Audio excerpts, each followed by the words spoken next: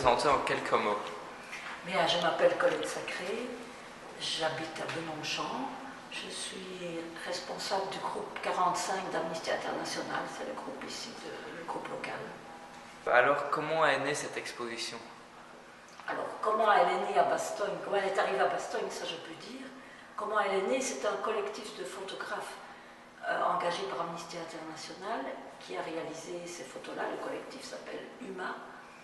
Et il voulait montrer des photos qui présentent un peu les personnes migrantes avec un autre regard, c'est-à-dire plus centré sur un côté positif, la résilience, le fait que beaucoup de personnes réussissent à remonter, surmonter leurs difficultés et apporter quelque chose de nouveau, réussir des choses dans leur vie.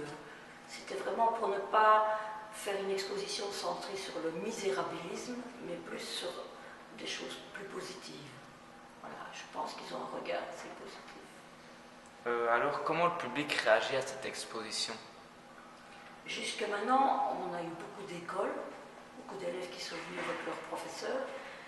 Évidemment, tout le monde ne réagit pas de la même façon, mais la plupart quand même sont assez touchés par les photos et trouvent qu'il y a un bon rapport entre les photos et le titre qui est « Je suis humain ». Parce que ça veut montrer l'humanité et aussi le fait qu'on est tous des êtres humains, on est tous de la même race, la race humaine. Donc je trouve qu'ils réagissent assez bien et beaucoup de gens disent « Oh, ce sont de magnifiques photos ». Alors, quelles étaient les conditions de travail des photographes pendant la prise des photos de cette exposition? Ça, je ne le connais pas personnellement. Moi, j'ai rencontré deux des photographes à une réunion d'Amnesty International il y a 2 ans, où ils présentaient un peu l'exposition qui allait avoir lieu. Et je crois qu'ils ont pris le temps, c'est-à-dire qu'ils ne sont pas allés vite faire une photo un peu sensationnelle. Ils ont pris le temps de connaître les gens.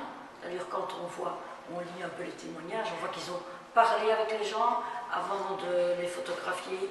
Ils ont établi un bon contact, une relation. Et je crois que c'est surtout ça. Ils ont vraiment pris le temps de...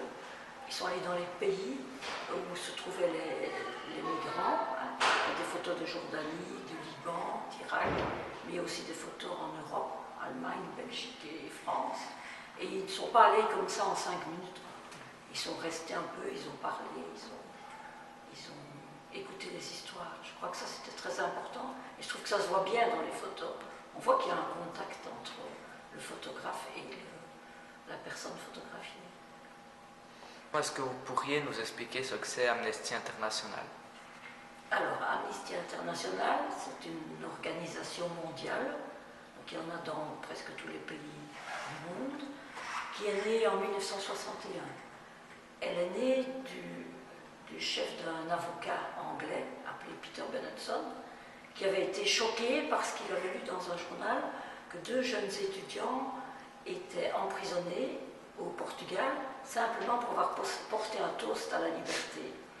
Il a écrit pour demander leur libération et il a vu que ça marchait. Et donc c'est basé sur l'opinion publique, la pression de l'opinion publique.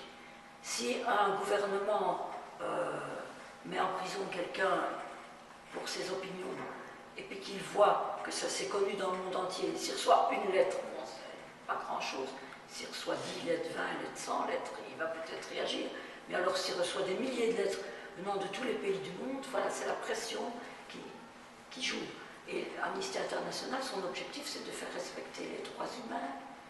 Donc, la bougie, c'est le symbole d'Amnesty International. Pourquoi? Parce que ça vient d'un proverbe chinois qui dit « Il vaut mieux allumer une bougie que maudire l'obscurité ».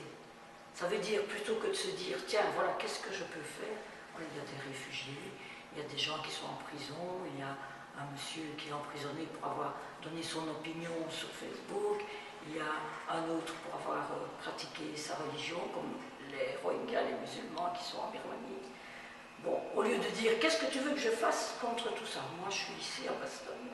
Au lieu de faire ça, je fais une petite action. Ça veut dire, s'il fait noir, j'allume une petite bougie, ça fera une petite lumière. Si tout le monde allume sa bougie, ça va éclairer très fort.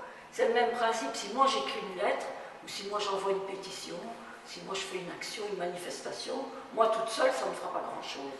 Mais s'il y a des milliers de personnes qui font la même action en même temps, ça va avoir une pression sur le gouvernement.